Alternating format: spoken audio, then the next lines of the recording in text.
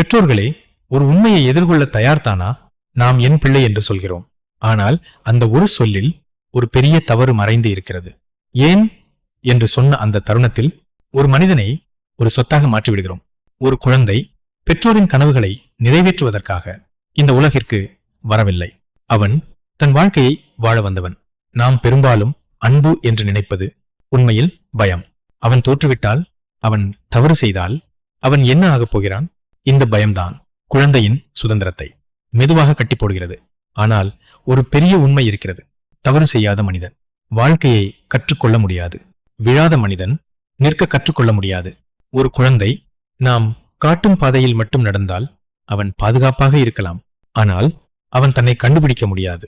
உண்மையான வளர்ச்சி கட்டுப்பாட்டில் இல்லை, அது சுதந்திரத்தில்தான்.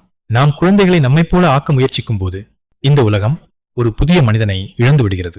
ஏனெனில் அவர்கள் நம்மைப் போல ஆகிவிடுகிறார்கள், அவர்களாக இல்லை. ஒரு குழந்தையின் ஆன்மா தன் அனுபவங்களால் தான் வளர வேண்டும். ஆம், தவறுகளாலும் கூட. தவறு செய்தால் என்ன ஆகும்? வாழ்க்கை அவர்களுக்கு கற்றுக் கொடுக்கும். நாம் எப்போதும் பாதுகாக்க முயற்சித்தால் அவர்கள் வாழ்க்கையை சந்திக்க கற்றுக்கொள்ள மாட்டார்கள். பெற்றோரின் உண்மையான பங்கு என்ன தெரியுமா?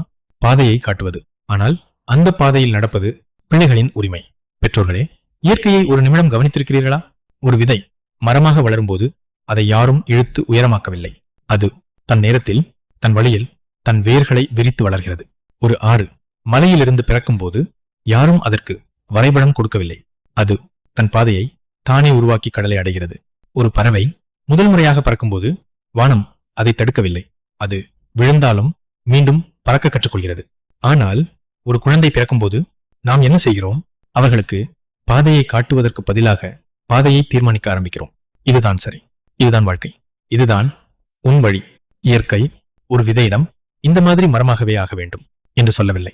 ஆனால் நாம் ஒரு குழந்தையிடம் மட்டும் நான் நினைப்பது போலவே ஆக வேண்டும் என்று சொல்கிறோம். இதுதான் குழந்தையின் சுதந்திரம் மெதுவாக குறையும் தருணம். ஒரு தோட்டக்காரன் ஒரு செடியை வளர்க்கிறான். அவன் என்ன செய்கிறான்? நீரை கொடுக்கிறான், ஒளியை அனுமதிக்கிறான், மண்ணை பாதுகாக்கிறான். ஆனால் செடியை இழுத்து வளர்க்க முயற்சிக்கவில்லை. பெற்றோரின் பங்கும் அதே. நாம் பிள்ளைகளை உருவாக்க வேண்டியவர்கள் அல்ல, அவர்கள் தங்களாக உருவாக இடம் கொடுக்க வேண்டியவர்கள். ஒரு நாள் நாம் புரிந்து கொள்ள வேண்டிய பெரிய உண்மை இதுதான். குழந்தைகள் நம்முடைய சொத்து அல்ல, அவர்கள் நம் வழியாக இந்த உலகிற்கு வந்த ஒரு புதிய வாழ்க்கை. அவர்களின் பாதையை அவர்கள்தான் கண்டுபிடிக்க வேண்டும்.